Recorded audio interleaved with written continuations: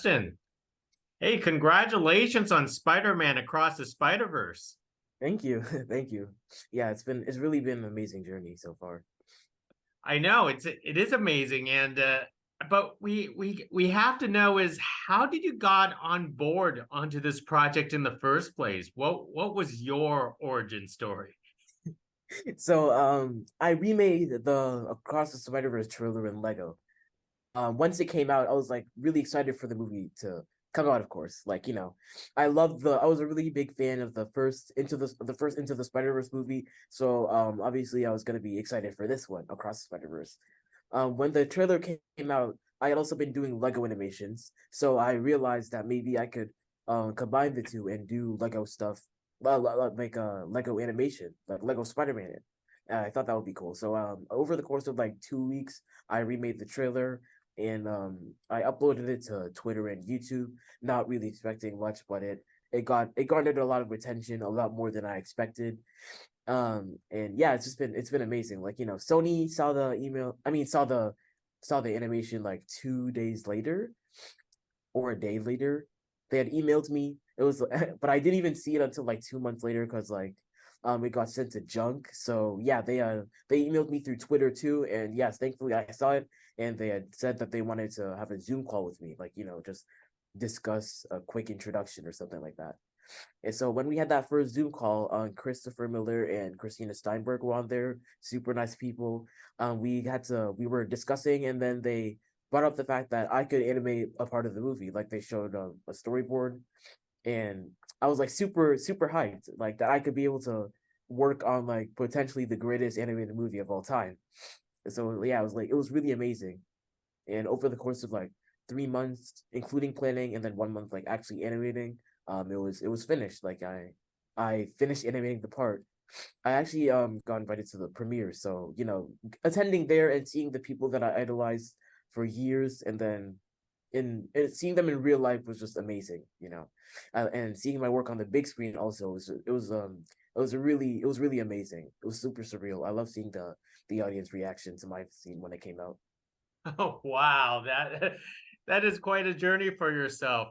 Now for you, Preston, I need to know is at 14, because I remember when I was 14 and I didn't even come close to wanting to do any of the stuff that you want to do. What actually motivated you to do animation, and is it all self-taught? Um, it's a little self-taught, but there's also YouTube. Like there's a bunch of YouTube that went into me learning the process of animation. And what inspired me, definitely a bunch of animated movies. Specifically the Lego movies I really liked. They're definitely like some great, so really good movies, especially the first one. Definitely my favorite of like the series. But they really inspired me to like be creative and be different. And like you don't have to do what everyone else is doing, just be creative, be different, be yourself. So how did you want to approach the animation into your part for this film? Was it a lot of pressure to get it right? Um I mean, yeah, there was kind of a lot of pressure, but I was pretty relaxed about it because like I didn't want to be stressed and then end up getting a rushed result. I wanted to spend time on this and make it look good, put out the best work I can. Now tell us about your love for Miles Morales here. You said you loved the first film and you got to be a part on the second one here. So what does Miles Morales mean to you personally? Miles Morales means, he's a hero to me. I relate to him a lot because he has to balance out personal life and balance out being Spider-Man. I have to balance out like, personal life and doing like my animations and all these interviews and stuff. So yeah, that's why like Miles is like really special to me as a character because like I relate to him a lot. Is Spider-Man your ultimate superhero, or you also have other favorite ones out there too? I have other favorite ones, but Spider-Man is definitely like number one. Now you dabble into into this type of animation. Do you also try out other types of animation on your spare time too? Yeah, actually. I don't only do Lego stuff. I've done other kinds of animation that I've never posted them somehow. I realize that now, like I've never posted any of them online. I just keep them like as a portfolio, I guess, just as like so show off of some of my older work. So why did you go personally with the Lego animation yourself? Why do you love that type of animation? Obviously, you loved the movies before, but you know, why did you hone into that?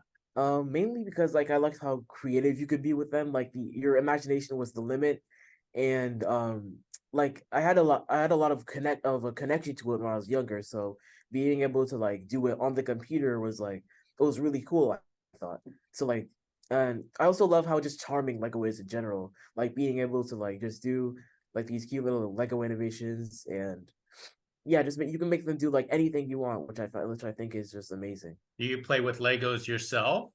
Yeah, I definitely had them a lot when I was younger, and yeah, I really like building Lego. Like now, I like building complicated structures and stuff.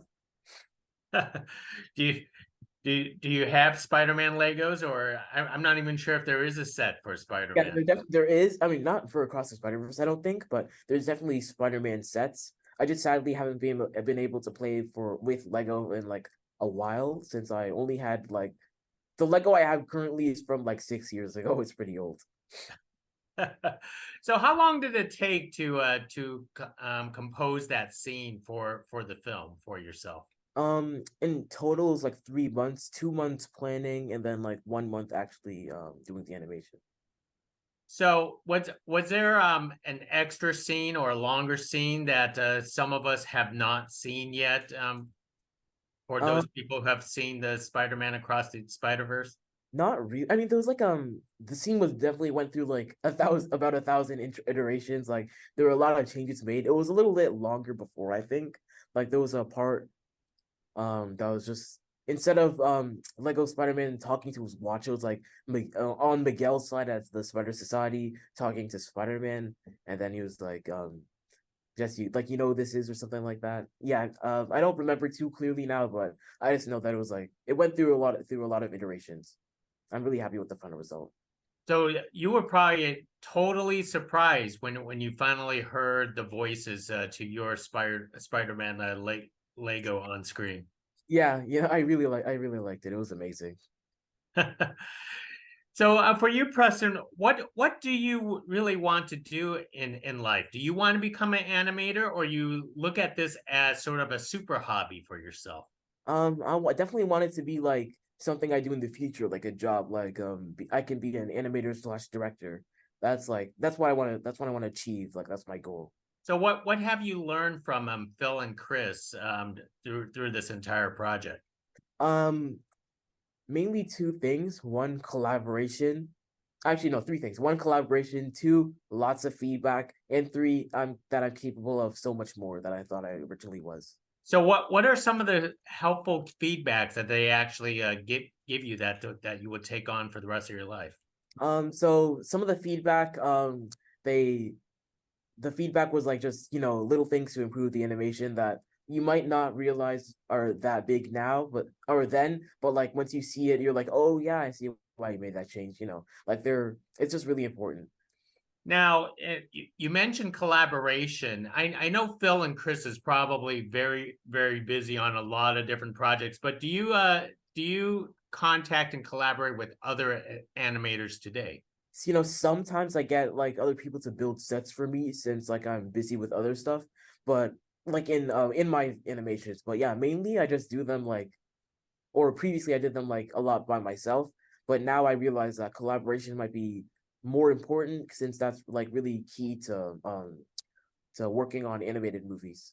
Are there specific individuals that you would love to work with down the road? Maybe some of Uh, your idols. Definitely feeling Chris again. It would be really nice to work with them on I don't know what project, but just collaborating with them, talking with them would be cool. Um, maybe Dan Lin, also him, and maybe I could just do my own thing, like be original and make my own kind of animation style or something. Most excellent. And how are you honing and improving your skills now? I mean, I saw it on screen and it looks perfect already.